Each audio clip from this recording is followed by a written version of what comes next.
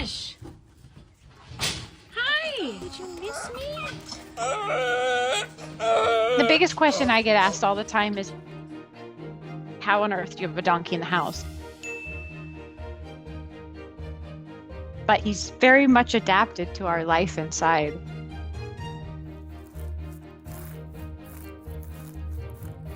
At night, he knows, okay, it's time for bed. He gets his bottle before bed, and then he goes in our room with us. We turn the lights off. He goes over to the side of the bed that my husband's on, and he just sleeps the whole night. Oh gosh, it's amazing. I'm filming our little gorilla. One morning, my husband and I happened to be walking, checking our fences. We went into a part of the farm we'd never really go into, and all of a sudden, We had a very big surprise this morning. We go outside and one of our donkeys gave birth way earlier than we thought. we watched her jump up and started stomping and kicking him. So we ran over, I jumped on Cash.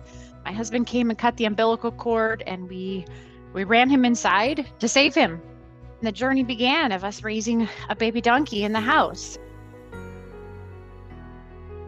And I remember that first night, I don't think we slept at all.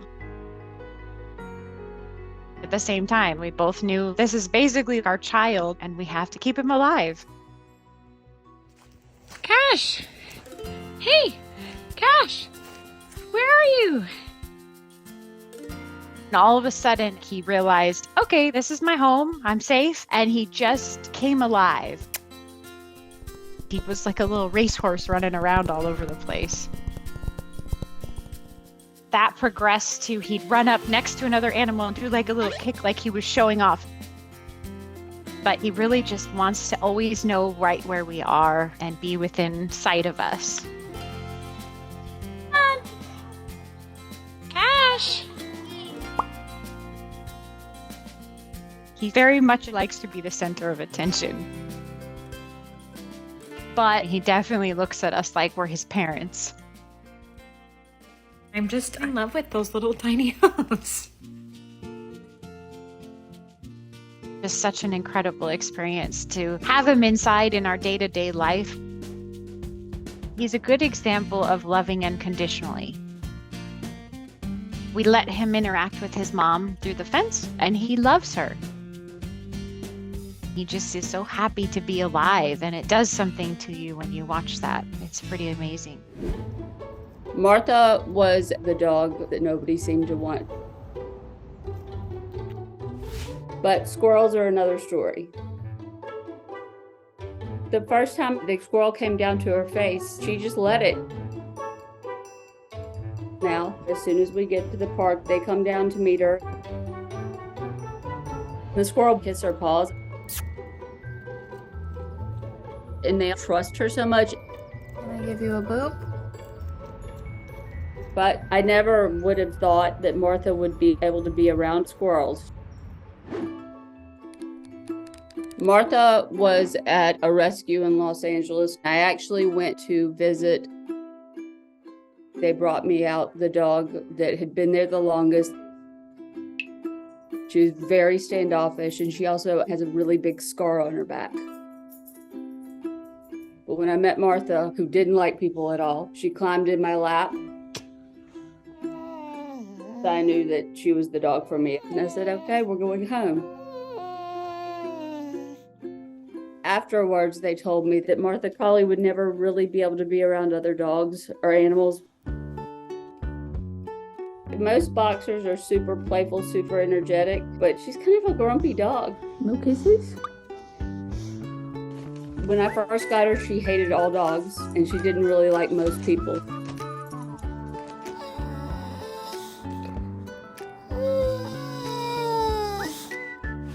Don't think it squeaks anymore.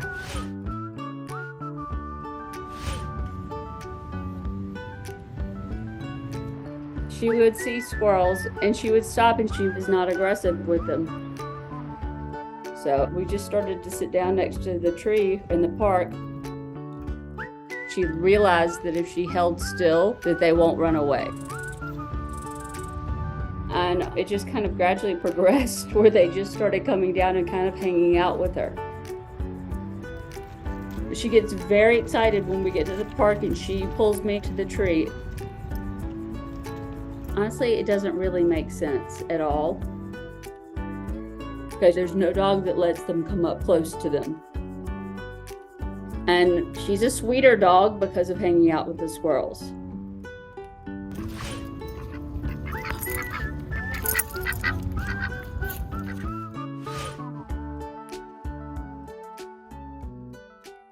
I never thought that would happen. Martha's a completely different dog than when I got her. I think a lot of it has to do with the squirrels. Seeing how sweet she can be. That's why I tell her story of how aggressive she was. I hope it can change people's mind about dogs. See, I don't have to pet you. That's why I love you. Kernel is the biggest dog around, and he's just bursting to make friends. He approaches with the waggiest tail. And who could say no to that face? Oh, he's so happy. Strangers will come up to us and he just accepts them straight away. Oh my God. He especially knows when to be gentle with little children. And despite what others say, even cats are his best friends. Some people think he's scary because he's so big. But Kernel is the sweetest dog you will ever meet. I was a teenager when we got Kernel. Come on, boy. He was friendly and open, just curious about everything. He was this goofy presence that needed to be a part of whatever was going on. Sadly, a few years after we got Kernel, my grandparents passed away. I was crushed. But Kernel never left my side. And because of that, we just grew closer. There's no such thing as personal space between us. Sometimes he acts like he's a lap dog, which is ridiculous because he's so big. I later became a dog walker and Kernel was over the moon. He would show love to every dog that joined us. And Kernel always greeted strangers on the path. He made everyone we met fall in love with him. Everything was going great for us. I was even thinking about training him to become a service dog. However, one day I noticed he was getting tired easily and wasn't quite himself. I knew he was getting older, so I thought it was that. Until he fell down the stairs and broke his leg. I was heartbroken. I knew how long it would take to heal and that he might not be able to do the things he enjoyed. But I wasn't going to just have him sit around, and neither were our friends. With his legs and other issues, we started cryotherapy and some physio. And even though it was sore, he handled it like a champ. He was making friends with all the doctors and quickly became a favorite patient. I took him on walks after he started getting better, just with some gear to protect his leg. And he was behaving like he had no injury at all. He greeted everyone he met with an even faster wag in his tail. And of course we take breaks on our walks so he doesn't overdo it. But he can't help how much love he has. Kernel is one of those dogs who just make the world a better place wherever he goes. When I first saw Bodhi, my heart sank. He's 9 months old and he was kept in a dark stall, tied to a wall for 4 months. He was so scared, he struggled to walk. And his owner was going to sell him to the meat trade.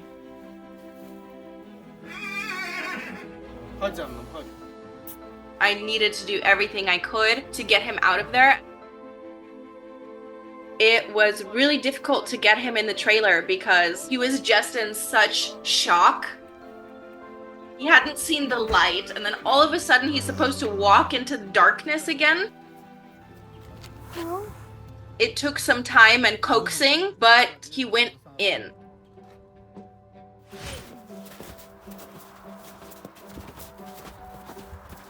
Once he got in the stall, he was basically frozen. He was so terrified of people, especially hands. So most of my work in the beginning was just being near him. And then I had to work on being able to touch his face. But we're getting there. He saw that I was patient and willing to wait for him. Once we built that trust, everything else just started falling into place. Bodhi started following me. And every time I called him, he would come back to me. He would have his head over me, maybe I would scratch his chest. And it was the most special, amazing feeling ever. I started seeing like little bursts of zoomies. Bodhi started meeting like all of my other horses and developed this brotherhood, which was really beautiful. He had the happiness of Gandhi or something. He was just glowing. Everything transformed. It was like from black to white.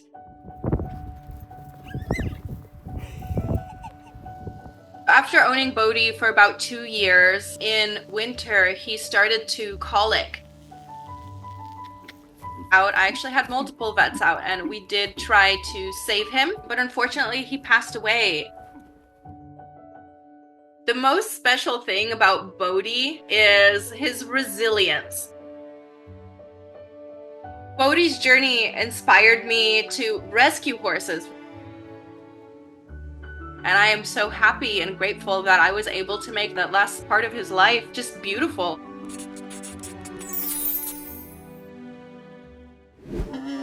I never expected to become a mom of rhinos.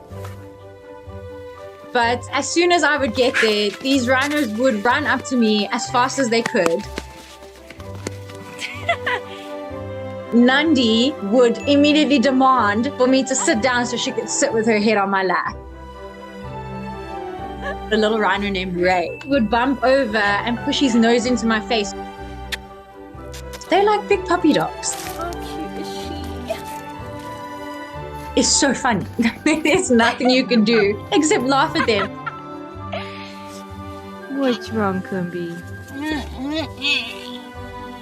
I was growing up here in South Africa and I would see rhinos in the wild. But I would never have imagined having such special moments with them. I went to work at the Rhino Orphanage in 2014. There we go. We have rhinos come in because of poaching, and most of them are too young to survive on their own. They're terrified, they're hungry, they miss their mothers. All these rhinos need is love, and that's all you need to give them. So you're eating with them, you're napping together, you literally just do everything with them. Until one moment they decide, actually, this is a safe place. He's still so cute. Look at little baby.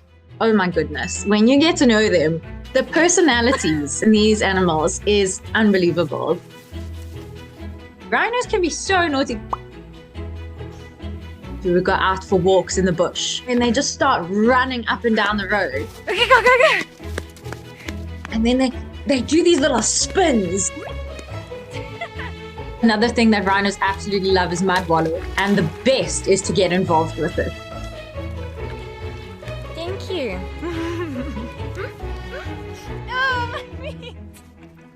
A lot of them are also very clumsy. They will roll over on their backs for you to give them a belly rub. And then my absolute favorite was, I call them eye kisses. Sometimes they don't realize their size and your legs go numb. But it's too special to move. Dobby's that comfy. People often ask me, is it the same as your bond with your pet dog? It's hard to describe because you feel like honored that they love you so much. They're remarkable animals and they need to be saved.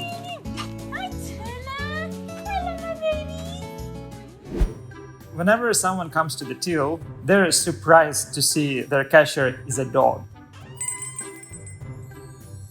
And when it's time to pay, it always comes with a catch.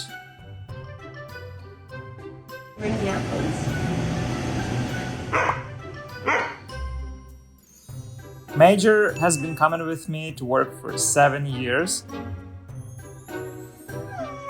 And every morning, he climbs behind the counter, waiting for his first customer. Everyone on the block knows who he is. And if he ever feels like there is a threat, he'll bark to warn the neighborhood. But when we first moved to the city, it was very, very tough for Major. You wanna go pee, buddy? Come on, let's go pee. Come on, man.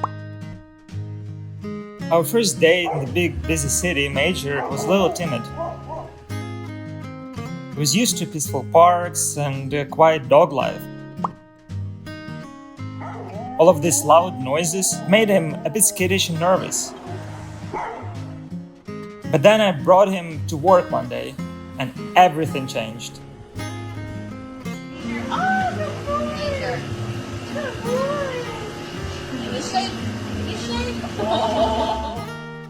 The first day in the store, we showed him behind the counter, and he just laid under my feet the whole day. But once he realized he'd getting attention from everyone, howling for treats behind the counter became his happy place.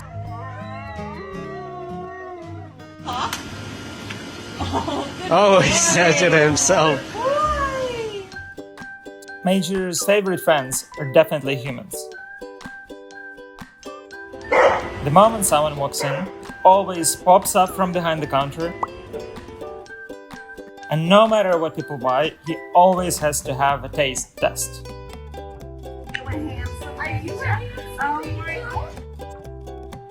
Major is super protective of the store, but he really is a gentle giant and loves all of his customers.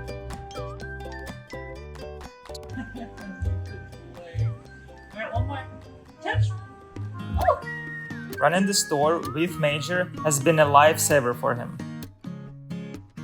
It helped him open up in a big city, it's given him tons of close friends. These 7 years have been the best of my life. And having Major not only as a best friend, but a work colleague is the greatest gift I've ever been given. Every day, Sullivan completely loses his mind when Dad pulls up. Well, there you go. I call it the boys' club because I'm not in that club. When I walk up the hallway, he's watching TV with Justin. You've been waiting all day for Dad to get home and now he's home? And then he'll just get out of control and end up running up and down the hallway. Sullivan. But I thought I was going to be the number one. I have wanted an English Mastiff for 20 plus years. We'd only seen photos of him. He's ridiculously cute. I actually loved him before I even met him. And yeah, we got him. I was working from home because of COVID and Justin's been at work all day. I think he got to miss Justin a lot more than me. Who's it? Is it Dad? 5:15, he sits at that window and he looks. I just started taking him on walks in the forest and on the beach. Sullivan. We hit it off very quickly. Good boy. Can you follow? Yeah. And now Justin is number one, he's number two, and I'm number three. You love giving Daddy kisses, don't you, Mr. Sullivan? Sullivan's quite cheeky with me and he pushes to see how far he can go. What's the matter? What's up? What's it? Whereas with you, he wants to be somewhere near him. He just comes up and pushes as much of himself against me as he can. Then he'll start making funny noises and wanting his chin scratched and his chest rubbed. I have to basically beg him, come and sit with me for a little bit. But it doesn't bother me at all in the slightest. As long as he's happy, that's all I care about. Big kisses for Dad. We don't have any children. I'd never wanted children, but We've got one. Yeah. He's about 85 kilos. He's almost as tall as I am, standing up on his back legs. He's very affectionate, which I think a lot of people may not expect. Sullivan, I need to go now. You need to get back. You're not coming to work. When he gets to have some love with his dad, it's just the cutest thing. That's all I need in my life. You can do it. Come on then. Come on, you can do it. Good girl. Fig was absolutely tiny. We like to call her large guinea pig sometimes. What are you going to do now? Her legs, in comparison to her body, are a bit shorter. So we've made lots of adaptations to the house. We've got small sets of stairs leading up to the sofa. We've got 2 ramps in the garden, so she goes out and she walks along a little flower bed. Fig, you know you're not allowed up there. It surprised us that she just wants to be a normal cat. But it was really hard for us to get a picture in our minds of what it would be like to have her. What you doing up there? It was about 2 years ago. We went to visit Fig and she was just a tiny little hamster size. She was a bit scared, but we fell in love with her and said we wanted to adopt. Don't jump. Cats Protection asked us to wait a little bit longer because she wasn't quite big enough to be spayed yet. About a month passed and they called us up and said that they suspected that Fig had feline dwarfism. Our vets had never seen it before, the charity had never seen it before, so no one really knows how to treat it particularly. They gave us the choice if we wanted to continue with the adoption, and I don't think we could have said no. Jesus Christ, Fig. Her rib cage is not quite connected, she's got no kneecaps, and then her hip joints aren't quite aligned. But she definitely knows that her size doesn't matter. You can do it. Go on then. Wee. She's got a tunnel in the middle of the living room that she plays with quite a lot. She's got another ramp that leads down to our main garden. When we're cooking in the evening, she comes into the kitchen to check out what's going on. She's got a very big voice for a very small cat. Ow, Fig. You're not supposed to use your claws. We do try and let her be a real cat as much as possible. Don't reverse. So if we're stopping her from doing anything, it's all in her best interests. And touch wood, we've been really happy at how healthy she has been. She's already made so many improvements that I really do think she will live longer. She's changed our lives massively. I honestly wouldn't swap it for the world. We absolutely love her.